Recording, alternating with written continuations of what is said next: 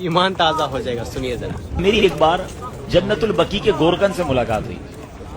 ایسی ایسی باتیں مجھے بتائی انہوں نے, میں کتنی دیر تک تو روتا ہی رہا. اور میں 2 باتیں بتا دیتا ہوں, پھر کبھی موقع ملا تو اس پر تفصیل سے بات کریں گے. تو میں نے کہا یار کچھ تو بتاؤ جنت البقیع کے بارے میں, ایسا کیا ہے؟ ہم تو سنتے ہیں آپ تو قبروں میں قبر کھودتے ہیں, آپ تو جنت البقیع میں ہی ہوتے ہیں. کہتے ہیں عبدالحبیب بھائی پہلے بتائیں آپ کو میرے جسم سے خوشبو آ رہی ہے؟ میں نے کہا خوشبو تو بڑی آ رہی ہے, کون سا عطر لگایا ہے؟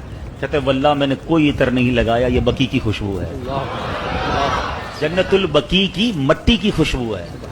اچھا وہ کہتے ہیں دنیا کا کوئی بھی قبرستان اٹھا لیں, پھر میں نے بھی غور کیا, وہاں آپ کو کیڑے بکوڑے بہت سارے جانور ملتے ہیں نا, مردے دفن ہو رہے ہیں, اور ظاہر قبرستان میں تو صفائی نہیں ہوتی نا, تو آپ کو کیڑے بولے جنت البقیع میں ایک کیڑا نہیں ہے.